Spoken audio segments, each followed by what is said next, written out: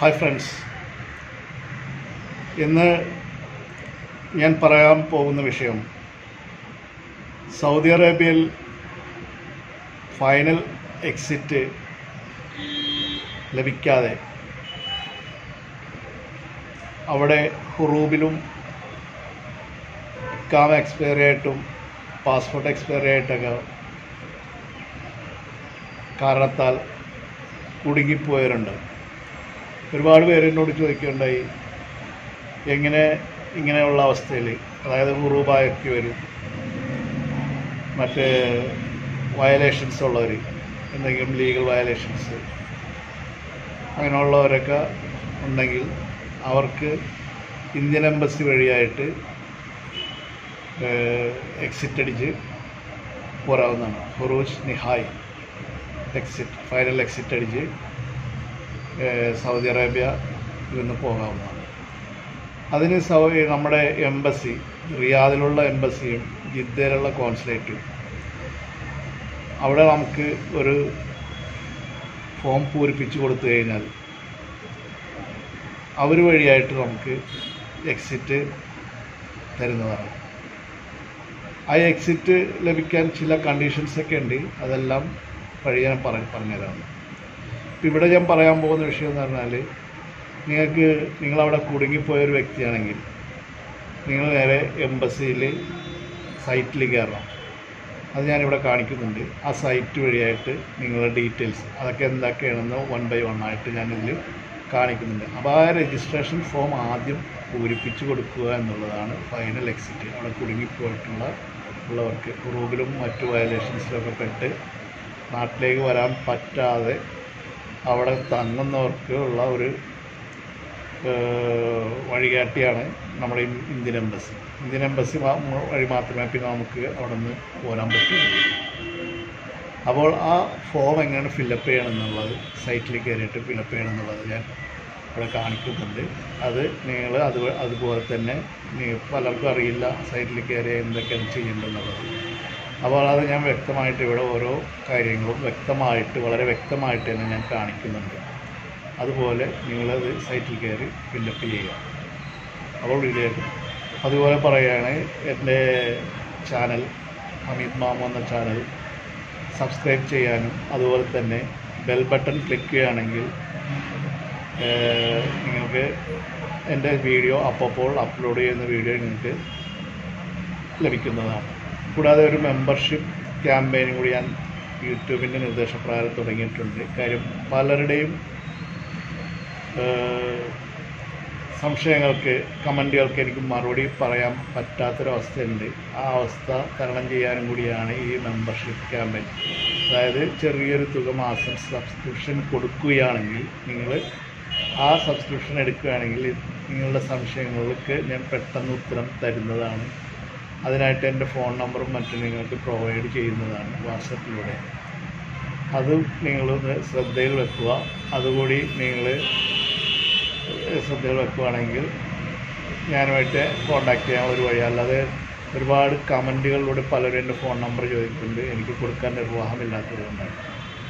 അപ്പോൾ മറുപടി ഇതിലൂടെ എളുപ്പം നിങ്ങൾക്ക് ഞാൻ മറുപടി തരുന്നുണ്ട്. നിങ്ങളെൻ്റെ ചാനലിൻ്റെ മെമ്പർഷിപ്പ് എടുക്കുകയാണെങ്കിൽ സബ്സ്ക്രിപ്ഷൻ ചെറിയൊരു ഫീസേ ഉള്ളൂ.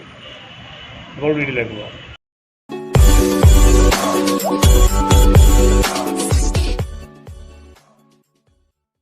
അപ്പോൾ നമ്മൾ ഗൂഗിളിൽ final exit visa registration form അടിച്ചു കൊടുത്തു കഴിഞ്ഞാൽ നമുക്ക് ഈ ഒരു സൈറ്റ് ഓപ്പണായിട്ട് വരും. സൈറ്റിൽ കാര്യങ്ങളെല്ലാം കുറച്ച് ഡീറ്റെയിൽസൊക്കെ കൊടുത്തിട്ടുണ്ട്. അതൊന്നും നമുക്ക് ചെയ്യാന്നല്ല. ഇതിൽ അവസാനമായിട്ട് ഒരു പാസ്പോർട്ട് എന്ന് പറഞ്ഞൊരു കോളം കാണുന്നില്ലേ, ആ കോളത്തിൽ നമ്മളുടെ പാസ്പോർട്ട് നമ്പർ അടിച്ചു കൊടുക്കുക. അങ്ങനെ അടിച്ചു കൊടുക്കുമ്പോൾ പാസ്പോർട്ട് നമ്പർ കൊടുത്തു കഴിഞ്ഞാൽ നമ്മൾ വേറൊരു ഫോം നമുക്ക് വരും. പേഴ്സണൽ ഡീറ്റെയിൽസ് ചോദിക്കും.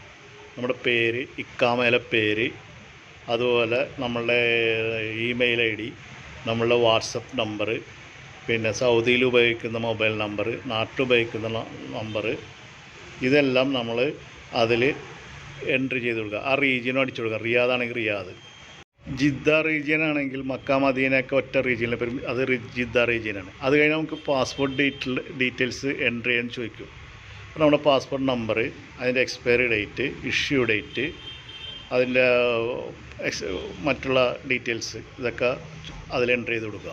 അടുത്തതായി ഇക്കാമ സ്റ്റാറ്റസ് അടിച്ചു കൊടുക്കുക. ഇക്കാമയുടെ നമ്പർ, അത് ഹുറൂബ് സ്റ്റാറ്റസ്, ഇക്കാമയുടെ എക്സ്പയറി ഡേറ്റ്, ഇക്കാമ ഇഷ്യൂ ചെയ്തിട്ടുണ്ടോ, ഇഷ്യൂ ചെയ്തിട്ടില്ലെങ്കിൽ ഇഷ്യൂ ചെയ്തില്ല, ഇങ്ങനെയൊക്കെയുള്ള കാര്യങ്ങൾ ഡീറ്റെയിൽസ് ചെക്ക് എക്സ്പയറി ഡേറ്റൊക്കെ അടിച്ച് കൊടുക്കുക. അടുത്തതായിട്ട് ചോദിക്കുന്നത് വിസയുടെ ഡീറ്റെയിൽസാണ്. നമ്മൾ വന്നൊരു വിസ ഉണ്ടാവുമല്ലോ, അത് ആദ്യം ചോദിക്കുന്നത് വിസയുടെ ടൈപ്പ്. നിങ്ങൾ നോൺ ഡൊമസ്റ്റിക് ആണോ, ഡൊമസ്റ്റിക് വർക്കറായിട്ടാണോ, അല്ലെങ്കിൽ കമ്പനി വർക്കറായിട്ടാണോ, അങ്ങനെ ഏത് നിങ്ങളുടെ വിസയുടെ സ്റ്റാറ്റസ് അടിച്ചു കൊടുക്കണം. കമ്പനി ആണെങ്കിൽ നെയിം ഓഫ് ദി കമ്പനി അടിച്ചു കൊടുക്കണം. സ്പോൺസറുടെ നമ്പറും പേരും അടിച്ചു കൊടുക്കണം. ഇനി പാസ്പോർട്ടിൻ്റെ കോപ്പി നമ്മൾ അപ്ലോഡ് ചെയ്യണം, സ്കാൻ ചെയ്ത് കയറ്റണം. അതുപോലെ തന്നെ നമ്മളെ ഇക്കാമയുടെ കോപ്പി, വിസയുടെ കോപ്പി, ഈ ഡോക്യുമെൻ്റ് എല്ലാം നമ്മൾ കോപ്പി അപ്ലോഡ് ചെയ്യണം. പ്രത്യേകം ശ്രദ്ധിക്കേണ്ടത് ഫയലിൻ്റെ സൈസ് 500 KB കൂടാൻ പാടില്ല എന്നുള്ള കാര്യം ശ്രദ്ധിക്കണം. ഡിക്ലറേഷൻ വായിച്ച് നോക്കുക. എഗ്രി കൊടുത്തതിന് ശേഷം സബ്മിറ്റ് ബട്ടൺ ക്ലിക്ക് ചെയ്ത് കഴിഞ്ഞാൽ നമ്മുടെ ഫോം ഫില്ലപ്പായി, ഫുള്ളായി. ഇനി നിങ്ങൾക്ക് അവിടെ നിന്ന് വിളി വരും. അപ്പോൾ ഏകദേശം കാര്യങ്ങൾ വ്യക്തമായിട്ടുണ്ടാകുമെന്ന് വിശ്വസിക്കുന്നു.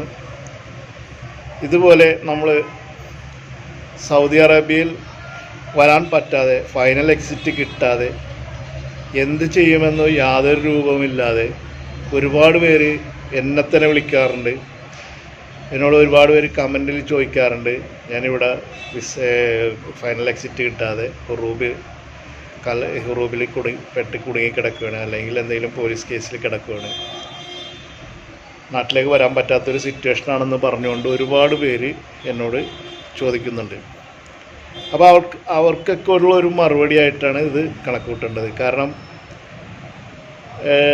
നമുക്ക് നാട്ടിലേക്ക് അങ്ങനെയുള്ള സിറ്റുവേഷനിൽ നാട്ടിലേക്ക് പോരാനായിട്ട് നമ്മുടെ ഇന്ത്യൻ എംബസി ഒരുപാട് കാര്യങ്ങൾ ഒരുക്കിയിട്ടുണ്ട്. ഇന്ത്യൻ എംബസി വഴി നമ്മൾ എന്തെങ്കിലും പ്രശ്നത്തിൽ പെട്ടിട്ടുണ്ടെങ്കിൽ അത് എത്രയും വേഗം ഇന്ത്യൻ എംബസി അറിയിക്കാനുള്ളൊരു വഴിയാണ് ഞാനീ പറഞ്ഞത്. ഫൈനൽ എക്സിറ്റ് രജിസ്ട്രേഷൻ ഫോം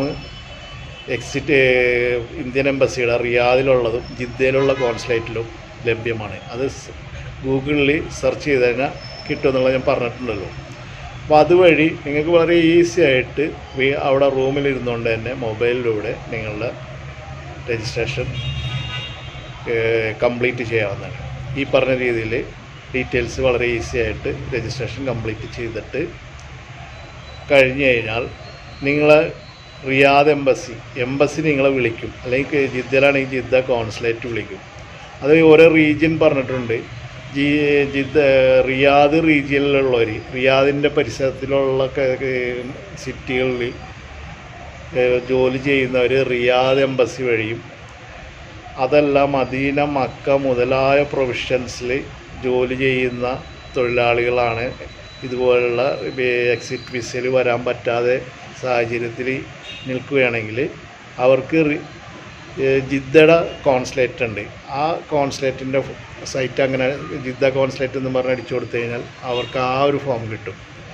അപ്പോൾ അതുപോലെ ബോർഡർ നമ്പർ എന്ന് പറഞ്ഞൊരു കോളുണ്ട് പാസ്പോർട്ടിൽ, അത് ഞാൻ പറയാൻ വിട്ടുപോയി. ആ ബോർഡർ നമ്പർ അടിച്ചു കൊടുക്കണം. ബോർഡർ നമ്പർ നമ്മൾ വിസയിൽ വരുമ്പോൾ നമ്മുടെ പാസ്പോർട്ടിൽ ബോർഡർ നമ്പർ അടിച്ചിട്ടുണ്ടാവും. 10 ഡിജിറ്റ് ആയിട്ടുള്ളൊരു യൂണിക് നമ്പറാണത്. അതും കൂടി നമ്മളതിൽ ആഡ് ചെയ്ത് കൊടുക്കണം. അപ്പോൾ ഇത്രയും കാര്യങ്ങൾ നിങ്ങൾ ശ്രദ്ധിക്കുകയാണെങ്കിൽ നിങ്ങൾക്ക് നാട്ടിലേക്ക് പോകാനുള്ളൊരു വഴി തുറന്നു കിട്ടുന്നതാണ്.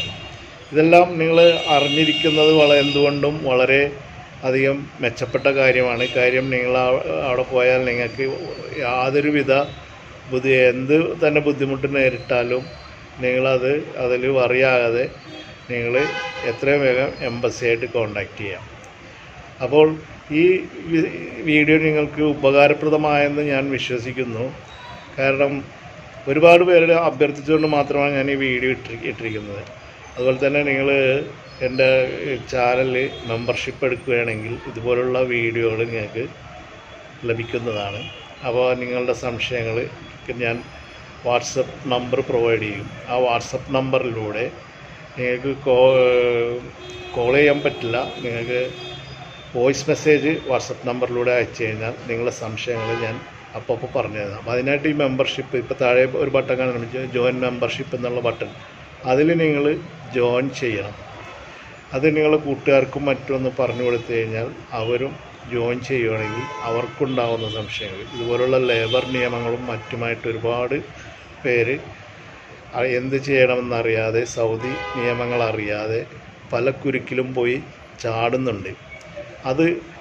അതിനെല്ലാം വ്യക്തമായിട്ട് നിയമങ്ങൾ, സൗദിയിലെ നിയമങ്ങൾ നിങ്ങൾ അറിഞ്ഞിരിക്കുന്നത് എന്തുകൊണ്ടും നല്ലതാണ്.